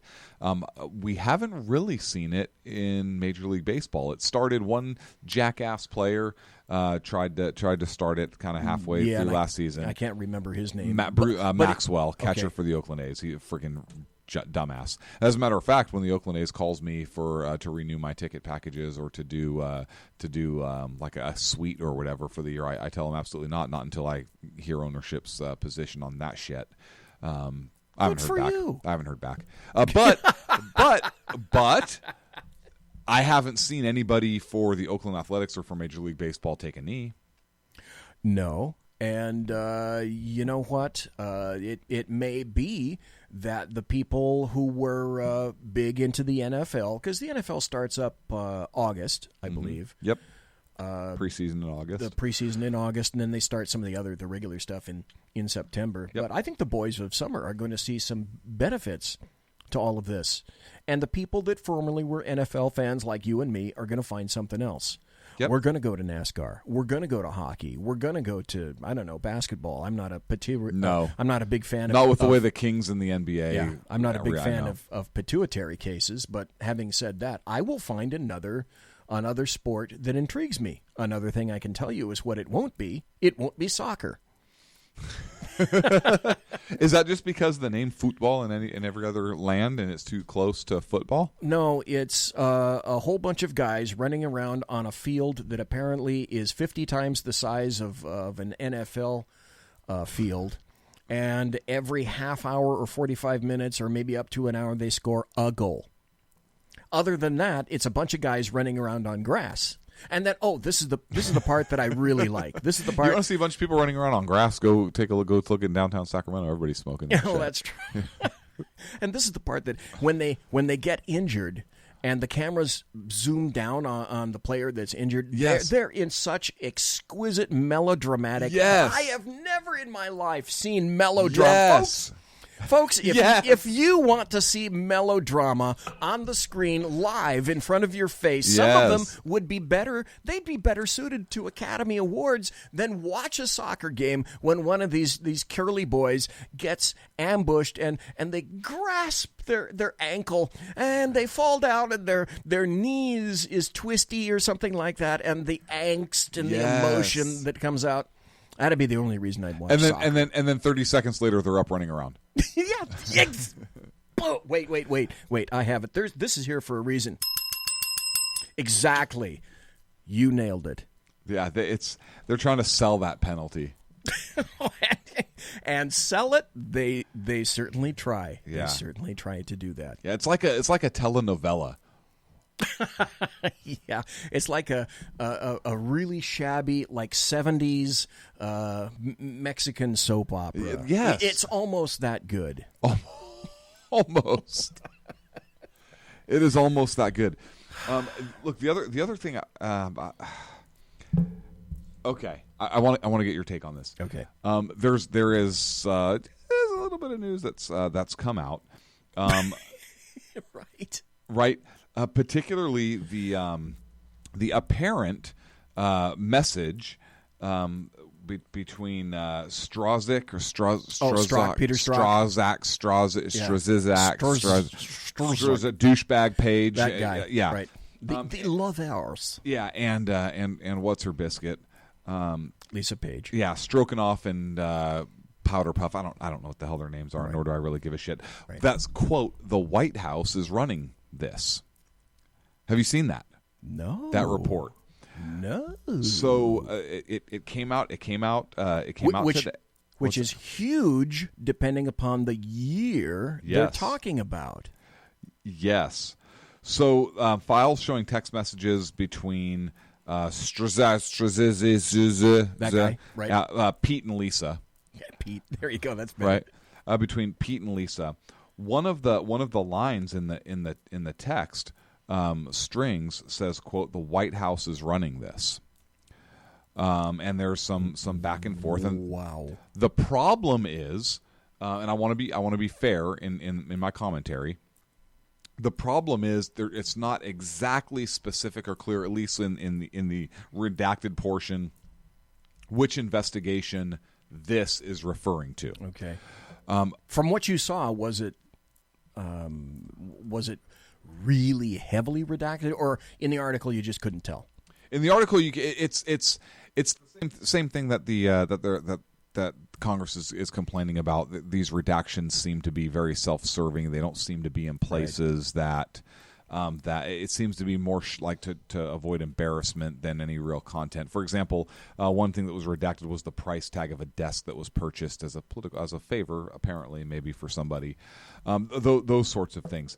But the fact that they're talking about an investigation, and it seems to allude to the whole Russian thing, maybe starting there with the Obama White House.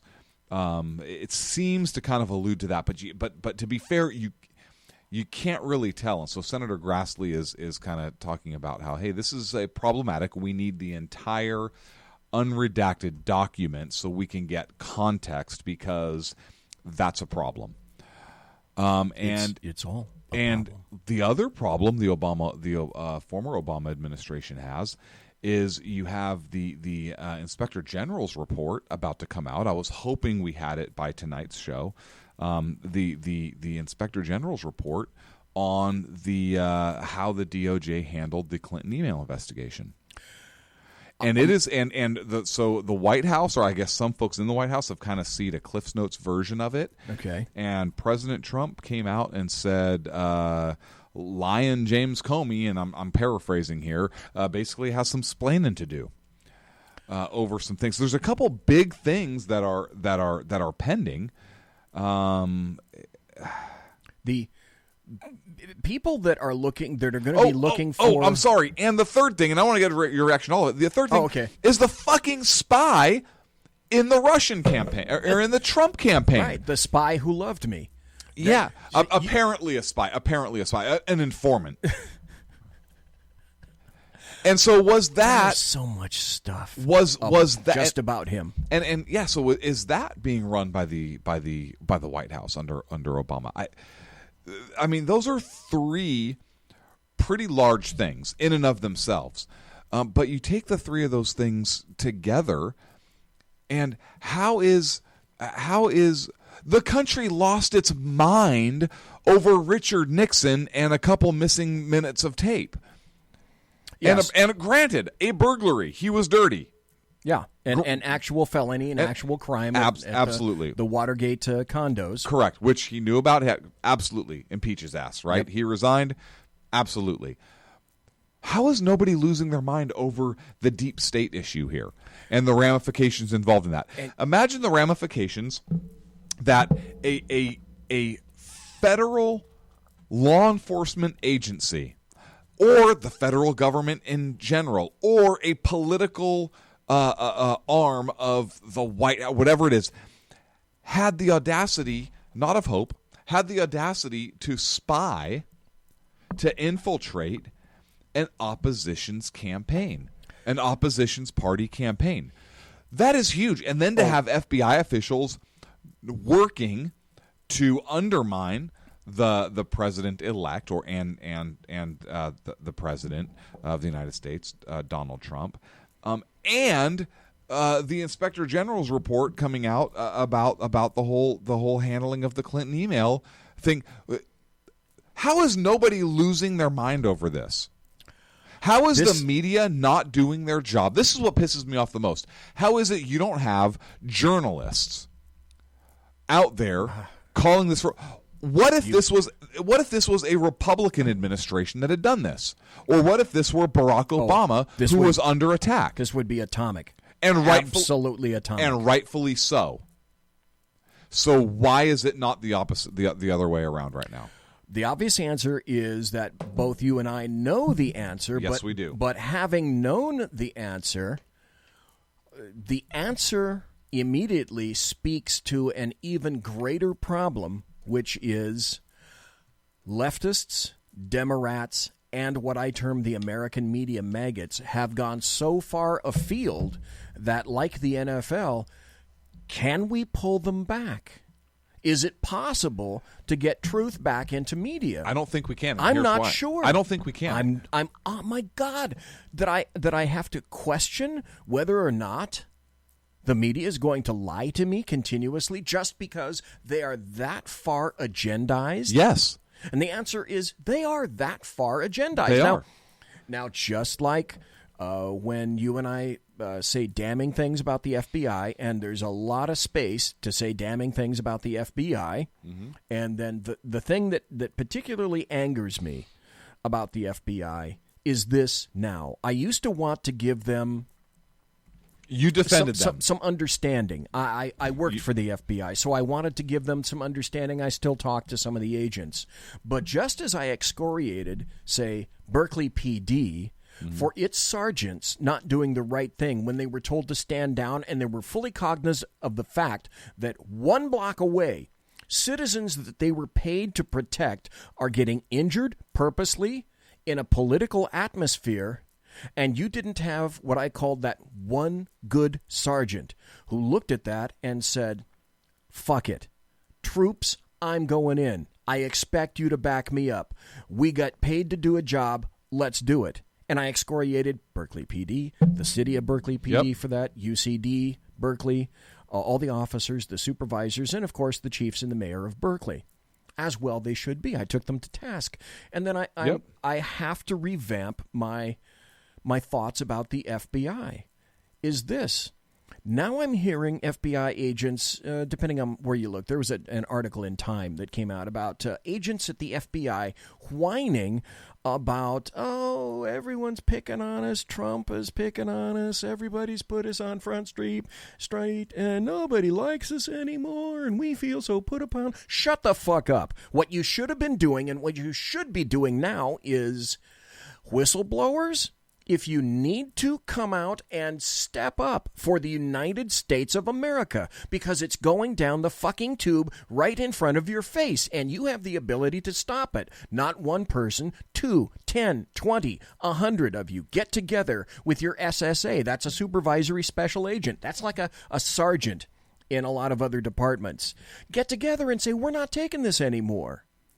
This stuff has to stop. It's corrupting the FBI. We're supposed to be the premier law enforcement agency in the United States. Fucking act like it. And I know your opinion about the FBI, but a lot of these guys have a lot of pride, and I understand it because they truly believe that they are the premier law enforcement agency in the United States, and in their mind that means the world. Okay, then start to fucking act like it. Act like you have a set of balls or a vagina. Act like you actually have some ethics. Act like your OPR is looking over your shoulder all the time. So many things have been excused under Comey, under Mueller, and it's been exposed now. This is the tip of the iceberg, Clint. This is the tip of the iceberg. Yeah, there is so much crap yet to come. I agree. And look, you know what? I think the FBI should have a requirement that the people they hire have to do a minimum of 2 years uniform patrol. I would not object to that in the slightest. It's like I think sheriff's departments, people don't like to go to sheriff's departments because you have to do some custody work. Well, in custody work, you get to find out that law enforcement is mean and it's evil and it's nasty and it's crappy and creepy. And you get to know all the people that you see in the jails you're going to meet face to face in the street. And they're evil fucktards. And evil exists. Yes, it does. And it will game you at every moment that it possibly can. So that's a learning experience that sheriff's departments have that police departments do not. Yep. And I think you get a better seasoned officer out of something like that. So your thought about the FBI saying that you really ought to do a couple of years on the street, here. Yep, absolutely. I know we're up against a break, but I want to touch on this. We have a lot because I just threw a lot at the shit! plate I just skimmed right through it. Yes, you did. I threw a lot at the wall here, but something fucking amazing happened this week also. Okay, and I want to talk about it after the break. Are you ready to cue us up for the break? I sure am. All right. Okay. Something absolutely amazing. I want to hear it because you know what? We're going to be right back. Conservative media done right. You're listening to the SHR Media Network. Hey, it's Sean from the Sackheads radio show. Also one of the owners here at the SHR Media Network. Are you opinionated? Have you ever wanted to do your own show? Have you ever heard somebody like the Sackheads and go, yeah, I could probably do that better? Well, now's your chance. Send me a 5-minute clip at sackheadsradio@gmail.com. and maybe you can be part of the SHR broadcasting team. sackheadsradio@gmail.com.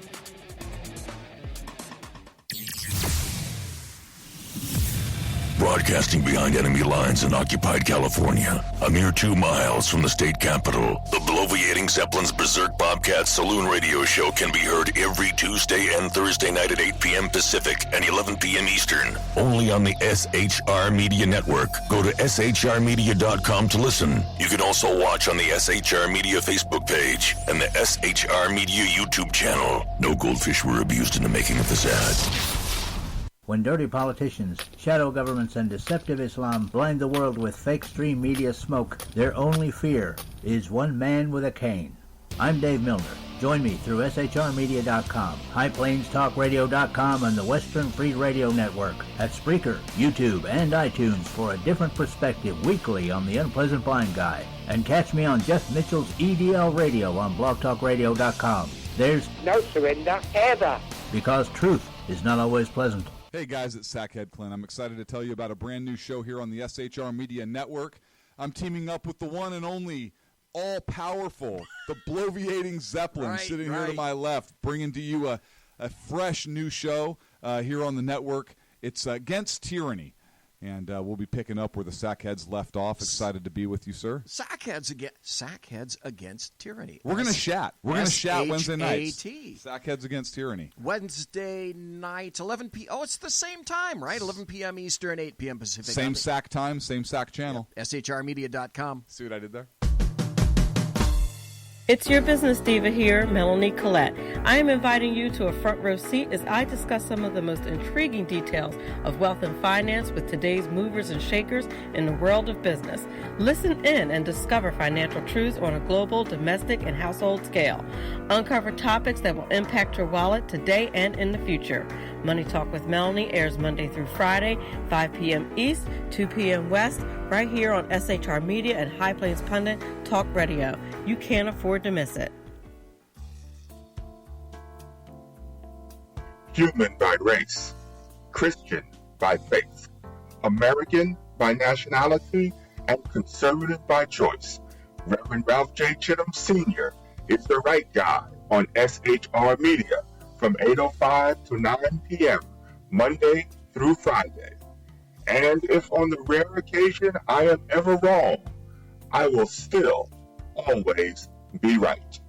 The right guy on SHR Media. Hey, this is Michael Wright. And I'm Shannon Wright. Join us for The Right Way with Shannon and Mike, Monday through Thursday from 7 to 9 a.m. right here on SHR Media. Why are they joining us? For fun things like sports, politics. Oh, maybe some news and entertainment? And all kinds of other things. Money and recipes and events, all kinds of stuff. Yeah, so join us Monday through Thursday, 7 to 9 a.m. here on shrmedia.com. Hey, BZ. So the plan's working. You got rid of Sacco. Sean is now stepping away. I never even saw him. And I know, and insidious. You know, we talked about this for for the last 3 years, and finally coming to fruition. You know, I'm still in the room, right? It's almost like he's here still. Did you hear that? Yeah, it's kind of. It's amazing. It's kind of at you. It's kind of eerie. Like a poltergeist. Like a poltergeisty thing. Yeah, Sackheads Against Tyranny. You're listening to the SHR Media Network. Okay, we're back, and it's the final segment here at the Sackheads Against Tyranny show. Myself, BZ, and Sackheads Clint, we are here for your listening and entertainment pleasure. The final segment, 2 hours went by again, boom, like that. Zippy. Quite zippy. And it was really zippy for you, though, wasn't it? It was, yeah, very, very, very much so. I don't know why it... It just... one of those things. Now, you said that you had something really interesting to talk about, and I really want to hear it.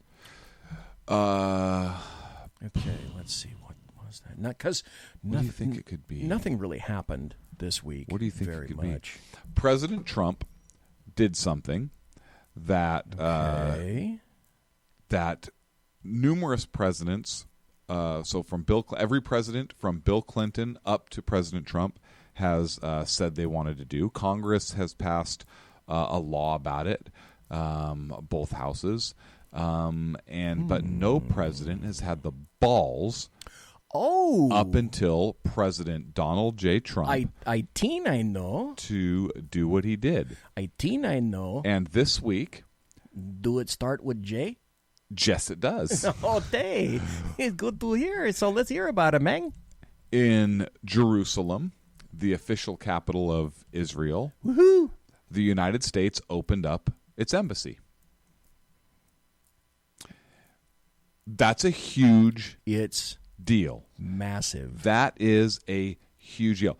President Bill Clinton said he was going to do it. President George W. Bush did not. President Barack Obama did not. No way in the hell was he going not. to. President Donald Trump did. Yep. From, I think, 1995 is when the first promise to do so was made, and our friendship with Israel affirmed and all this other stuff, where Jerusalem is the capital of Israel, and the United States did it. Did the media celebrate? Did the media give President Donald Trump any kind of credit for this feat? No, in fact, it was the exact opposite, to the point now where I really do. I honestly have to say that I read a book by Michael Savage, and Savage has a great message, but I think he's one of the worst messengers alive. But he wrote a book that had the title of something similar to Leftism is a Mental Disease. And more than ever, I'm beginning to move myself into that column because I don't think I have any. I'm left with so few options other than to begin to make that conclusion. And here's why. I have to tell you why. John Brennan, the former CIA director, and by the way, you may or may not know, John Brennan was a communist. Mm-hmm. Were you aware? I'm going to go into this in the show tomorrow night. He was a communist and yet was admitted into the CIA. John Brennan consistently has been bleating about how terrible Donald John Trump is, along with Clapper and Comey, etc. But John Brennan specifically, and I didn't think he was going to be the person to do this.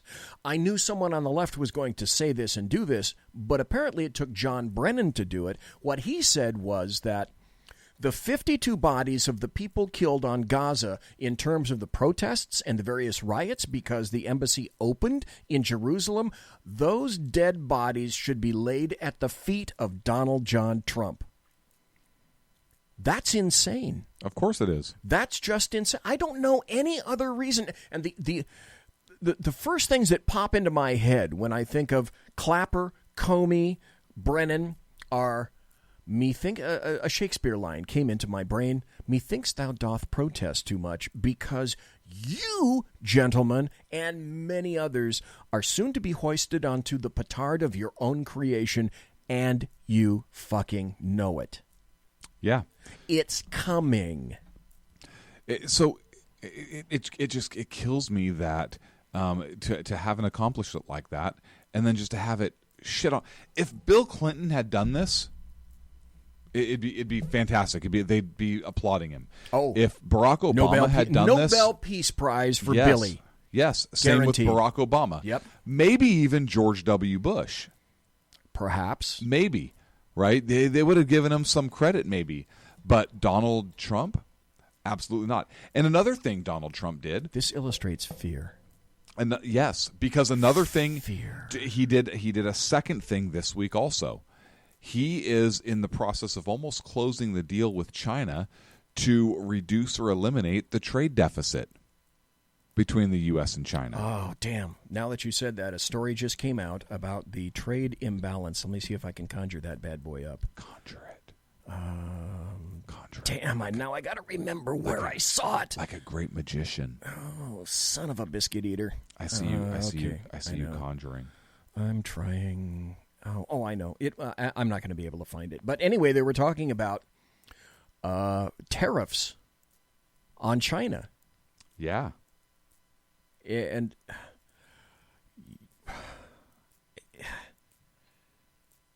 sometimes all of this is absolutely brain glazing. And like I say, it borders on insanity. And to your point, that had any other individual been as successful in the series of accomplishments that Donald Trump has, he would have been heralded and occasionally heralded by some of the people on the left. Yes. But the left is not there these days. And they are into the land.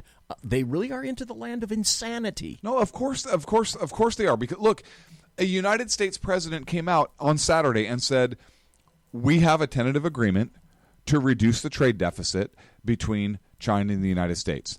What that means is a more robust economy for us. What that means is more money for growth, more money for our nation, more jobs for our people. And nobody has said, well, I can't say nobody. I'm sure there are some, and I haven't watched Hannity or any of those guys who have given him credit for this as we are. But nobody in mainstream media is coming out and saying, oh my gosh, the President of the United States has reduced or eliminated the trade deficit with China. We're up for good times. This president has the lowest unemployment rate against for the minority community, which no one talks about, in 40 years. Which no one talks about. His approval rating in the African American community is up 10%. It's up from like 11 to 22 or something like that.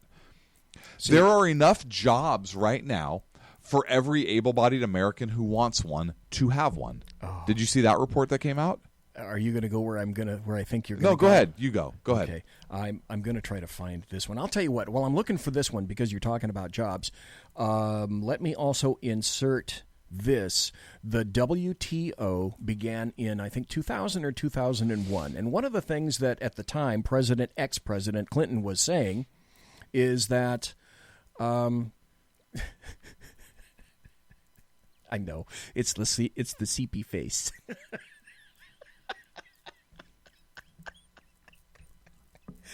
Okay, one of the things he was saying is that we're going to keep all these jobs. We lost one statistic that I heard was that following the integration of the WTO, the World Trade Organization, the United States lost 60,000 factories.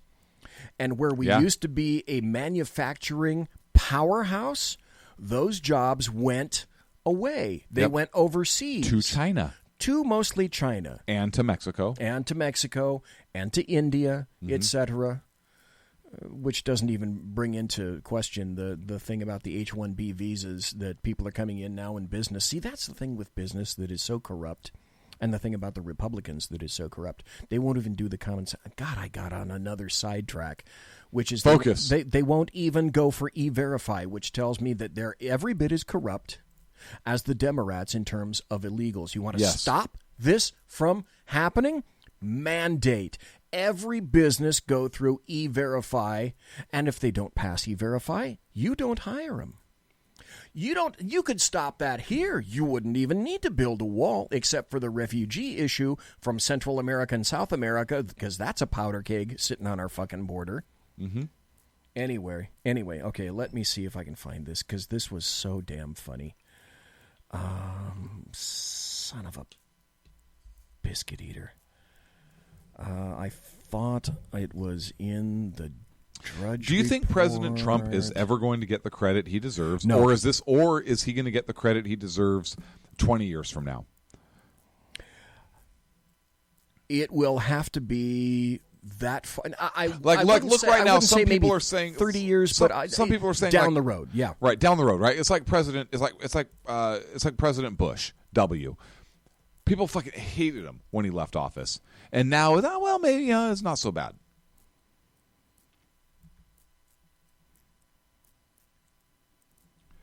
Do you think that look? We are less than 2 years into this president's term.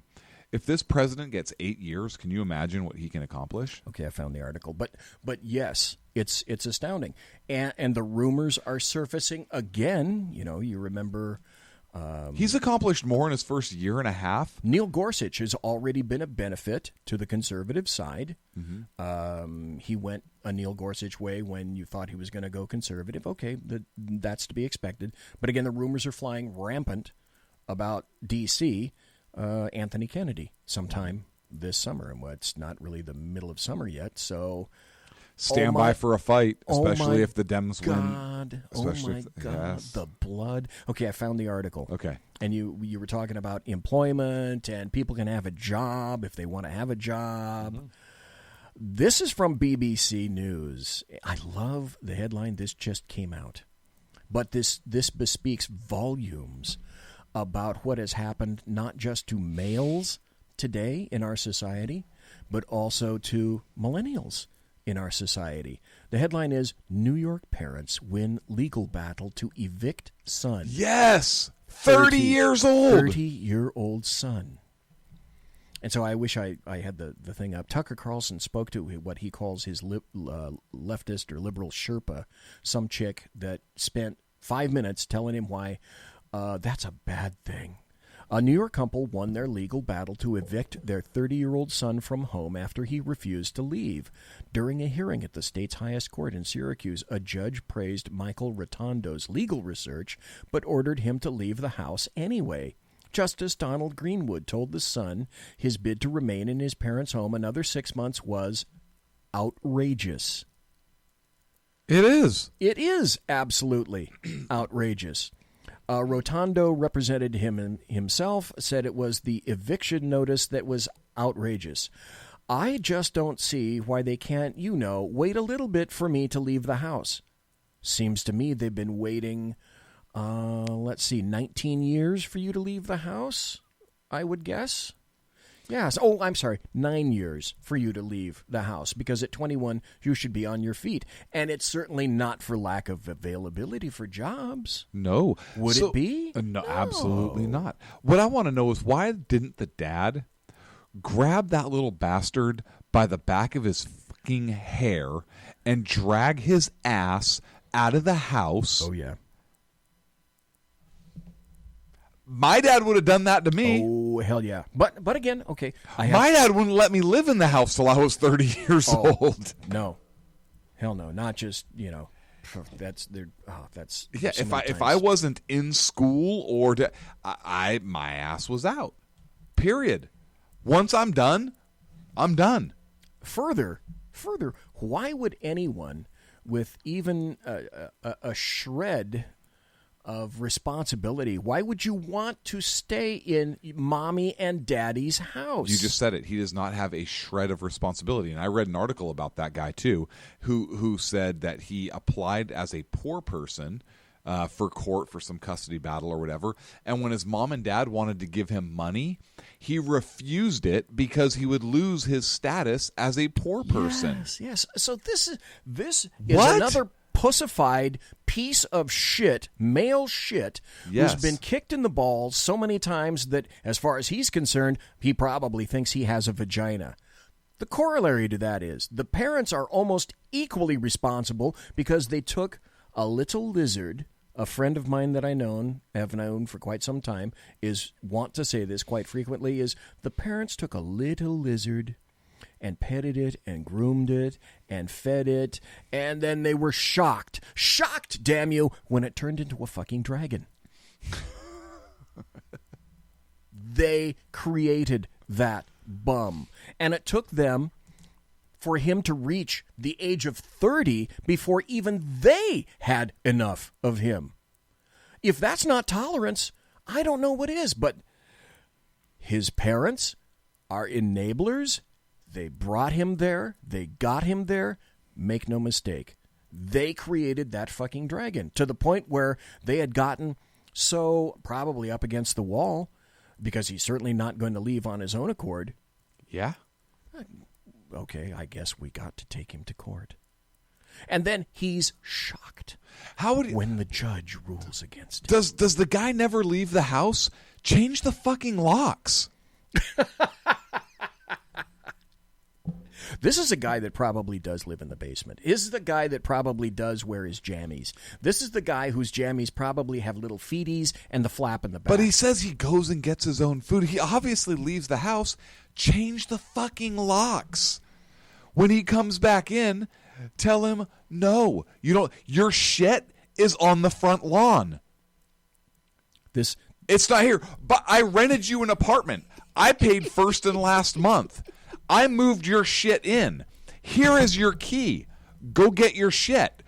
My locks are changed. If you come in, I'm calling the police. He's been living the good life for 30 years off of the teat of his mom and dad, and he's upset. And this response is perfect. After Tuesday's hearing, Mr. Rotondo summoned news cameras into a hallway for an impromptu press conference. He told reporters he would appeal against the ruling and that, hey, he'd planned to move out of the home in Camillus, New York within 3 months anyway. So, hey, why take him to court? And he loved his mother. I really didn't hear anything said about his father. And he said now his relationship with his parents has grown very strained, with the three of them never speaking or interacting inside the home. Another reason to get the hell out. Yeah. Dude. Shouldn't have been an asshole. But again, another in a series of continuing examples of the pussification of America, the removal of testosterone from males, and the continuing of leftists, and this, again, is attributed, and I lay it directly at the feet of leftists, Democrats, and the American media maggots. They have no concept of how life really works. You know, given how some of these primaries have gone nationwide, I don't even know if I can necessarily say Democrats or Demorats. It is progressives. Look at how. Right. Okay, I generally kind of quantify that into my term of leftists. You can't anymore, though. If you look at kind of what's happening in the Democratic Party right now, there is a major movement to turn hard left. There is a big socialist, Marxist, I dare say communist wing, and the mainstream Democrats are losing. You're more I don't want to say conservative, but you're more traditional Democrats are losing. And here's my prediction: you have the Democratic Party turning hard left in terms of who they're putting up, and I think you're going to see some of these moderate Democrats either split off and form another party, which I don't really think is happening, or they're going to turn Republican. You're going to water the Republican Party down a little bit, but look at the phenomenon that is Donald Trump. It's the perfect storm. It is the perfect storm. It's the perfect storm on so many levels. It was the perfect storm that got President Trump elected. And it's the perfect storm that is going to keep him in office. And it's going to be the perfect storm that continuously, bit by bit, despite the objections and the interference by the FBI, the DOJ, all the rest of the alphabet agencies who are making such objections to this, redacting so much material and obstructing so much because they know their shit, just like you said, is going to get laid on the front yard real soon. People need to go to prison. Oh, definitely. People in the FBI need to go to prison. This is a coup against the United States of America. You know, take away Donald John Trump, the guy with the dead orange cat on his head, and insert a Democrat. Now what would people think in the United States if the roles were reversed and the Republicans were pulling a fraction of the shit that leftists, Democrats, in league with the American media maggots have been doing now, literally for years, since 2016? It's the soft coup against a president-elect, a presidential candidate, and now a sitting president. And none of those three segments that I just mentioned would put up with any of that for a moment were the roles reversed and the Republicans were doing that to them. Nor should they. Nor should they. And if the roles were reversed, we would be calling out the Republicans for doing the same thing. Yes, because it's illegal. It's America. We're a country of laws. We live under the rule of law. We used to be. Okay. We used to be. We're not anymore, BZ. No. We're not. America is the rule of law is whatever somebody feels like it is, or however somebody wants to try and how they feel like they want to try to apply it. We're not a country of laws. We're certainly in California not a state of laws. Oh, hell no. Because people ignore the laws all the time and there's no consequences. And if you get charged for something, it's politically motivated most of the time. Look at the protests that are happening in this state and in Sacramento in particular. Do you think anybody's been fucking prosecuted out of those? They knowingly break the law. The cops know they're going to break the law. I watched a video of downtown Sacramento, and I watched BLM or people like them, I think it was BLM, stop a car, break out a window, and then were flabbergasted that the individual that was in that SUV, because there's video of it, got excited and pumped the gas and then jammed out of there, and they were beside themselves with anger that someone would have the temerity to try to leave and not let them further destroy the automobile. Yeah. And who knows what they meant to do with the person inside. Run their ass fucking over. It doesn't matter. They just broke a window. They just broke property. That's right. They just broke property. That's fucking insane. We're at 10 o'clock, sir. We are. It's like I say. I like the soothing music. It just kind of calm us down, bring everything back to center. Leftists, etc. Progressives. They're insane. And socialist communists. And we'll talk about the insanity next week. Yes, we will. Next Wednesday. 28th, 29th, the 30th. Next Wednesday, the 30th. Next Wednesday. So, folks, come back and partake of the Sackheads Against Tyranny. I didn't even get to tell you about Disneyland when I saw a bunch of progressive socialists bitch about capitalism, and I thought the irony is hilarious. Do you realize where you are? You're at the epitome of capitalism. So from Sackheads That's a true BZ, story, by the way. I believe it. And Sackheads Clint. Folks, thanks for listening, and good night.